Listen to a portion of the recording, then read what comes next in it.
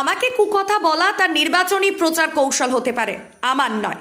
জামালপুরে মানুষকে চা পরিবেশনের সময় অসীম সরকারের কড়া অবমাননাকর মন্তব্যের প্রেক্ষিতে বললেন ডক্টর শর্মিলা সরকার। বর্ধমান পূর্ব লোকসভা কেন্দ্রের তৃণমূল কংগ্রেস প্রার্থী ডক্টর শর্মিলা সরকার শনিবার জামালপুরে প্রচার কর্মসূচি চালানোর সময় সেখানে উপস্থিত সকলের জন্য চা তৈরি করেন।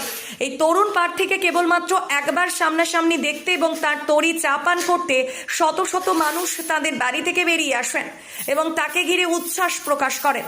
মানুষ তার উপর পুষ্প বৃষ্টি করে তাকে সাদরে স্বাগত জানান। তিনি বলেন, আমি যেখানেই যাচ্ছি বিপুলভাবে মানুষের কাছ থেকে সাড়া পাচ্ছি।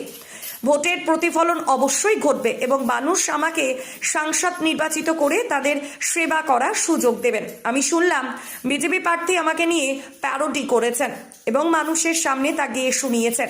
তিনি আমার বাবার বয়সী মানুষ এবং এটাই হয়তো ওর প্রচার কৌশল। আমি প্রচারে কোনো অশালীন মন্তব্য করব না। আমি মানুষের কাছ থেকে শুধু ভালোবাসা পেয়েছি এবং এমন একজনেরও দেখা পাইনি যিনি কোনো অভিযোগ করেছেন। তো সেই হিসেবে আমার মনে হচ্ছে মানুষের থেকে এটুকু প্রত্যাশা করতে পারি যে তারা এই ভোট মানে এই যে জোয়ারটা, সেই জোয়ারের প্রতিফলন ভোটে দেখাবে এবং ভোটের রেজাল্ট নিশ্চয়ই ভালো হবে।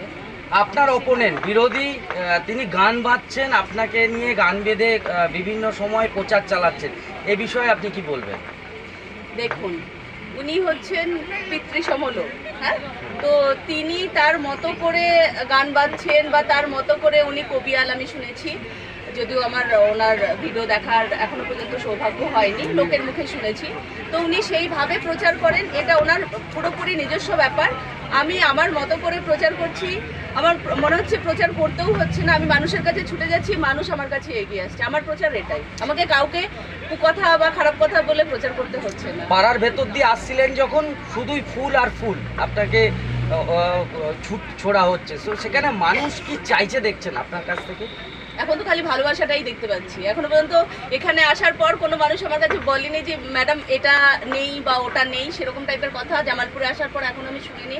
মানুষ ভীষণ দেখলাম খুশি আছে। এবার তার সাথে কথাবার্তা বললে হয়তো পরবর্তীকালে জানতে পারবো যে কোন জায়গায় কোন প্রবলেম রয়েছে বা কিছু আদৌ রয়েছে কিনা, সেই হিসেবে আমি তাদের জন্য করার চেষ্টা করছি। সারাদিন কি চলছে, মানে সারাদিন কি প্রোগ্রাম রয়েছে আজকে?